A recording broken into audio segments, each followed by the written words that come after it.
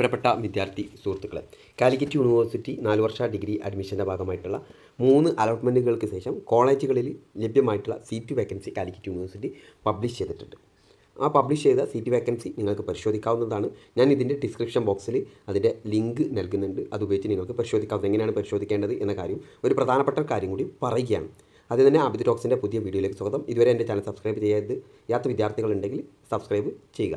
അതിൽ തന്നെ ഒരു കാര്യം പറയണം. ഒരു എ എന്ന കോളേജ് എടുക്കുക ഉദാഹരണം.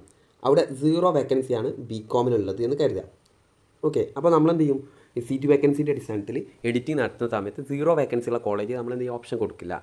എന്നാൽ എ എന്ന കോളേജിലെ ഇപ്പോൾ അഡ്മിഷൻ എടുത്തൊരു കുട്ടി സപ്ലിമെൻ്ററി അലോട്ട്മെൻറ്റിൽ കൊടുത്തിട്ടുണ്ട്. സപ്ലിമെൻ്ററി അലോട്ട്മെൻറ്റ് എഡിറ്റ് ചെയ്തിട്ട് ഓപ്ഷൻ കൊടുത്തിട്ടുണ്ട്.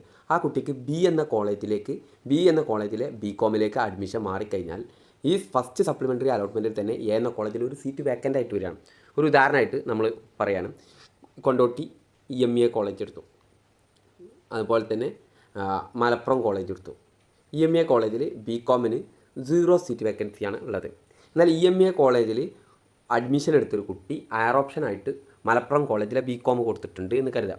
അങ്ങനെ മലപ്പുറം കോളേജിൽ ഒരു സീറ്റ് വേക്കൻസി ഉണ്ട് എന്ന് കരുതാം, ഒരു ഉദാഹരണം പറയുന്നത്. അപ്പോൾ ഈ കുട്ടി EMA കോളേജിൽ നിന്ന് ഈ കുട്ടി മലപ്പുറം കോളേജിലേക്ക് മാറുകയാണെങ്കിൽ, അത് അദ്ദേഹത്തിൻ്റെ ഇൻഡെക്സ് മാർക്കിൻ്റെ അടിസ്ഥാനത്തിൽ ലഭ്യമാകാൻ അവസരം ഉണ്ടെങ്കിൽ വിദ്യാർത്ഥി അങ്ങോട്ട് മാറുകയാണെങ്കിൽ ഈ EMA കോളേജിൽ എന്ത് ചെയ്യും? സപ്ലിമെൻ്ററി അലോട്ട്മെൻറ്റ് 1 തന്നെ എന്ത് ചെയ്യും? ഒരു സീറ്റ് വേക്കൻസി വരും.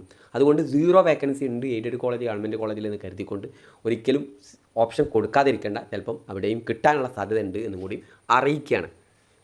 അപ്പോൾ ഇതെങ്ങനെ നോക്കൽ വെച്ചാൽ, ഞാൻ ലിങ്ക് ക്ലിക്ക് ചെയ്ത് കഴിഞ്ഞാൽ ഇതുപോലെ വരും. ഇവിടെ എന്ത് ചെയ്യുക? സെലക്ട് ഒരു കോളേജ്. നമ്മൾ ആദ്യത്തെ കോളേജ് തന്നെ എടുത്തു, അമൽ കോളേജ് ഓഫ് അഡ്വാൻസ് സ്റ്റഡീസ്.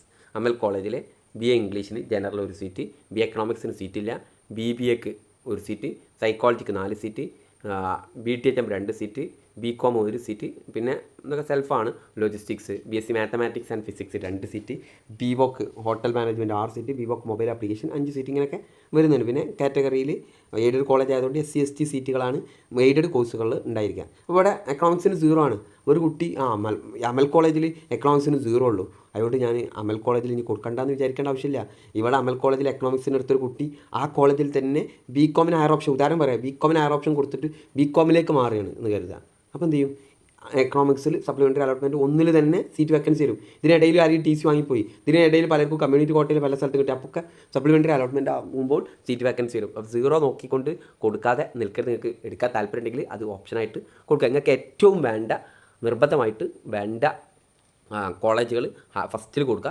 ലാസ്റ്റേക്ക് കുറച്ച് സെൽഫ് ഫിനാൻസിങ് കോളേജുകൾ ആഡ് ചെയ്തോളൂ. സെൽഫ് ഫിനാൻസിങ് കോളേജിൽ സപ്ലിമെൻ്ററി അലോട്ട്മെൻറ്റ് പ്രകാരം അഡ്മിഷൻ കിട്ടില്ല. റാങ്ക് ലിസ്റ്റ് വഴിയാണ് അഡ്മിഷൻ എന്ന് നമ്മൾ പല വീഡിയോയിലും പറഞ്ഞിട്ടുണ്ട്. ഇതുപോലെ ഓരോ കോളേജ് നിങ്ങൾക്കെടുത്ത് പരിശോധിക്കാവുന്നതാണ്. Okay, thank you.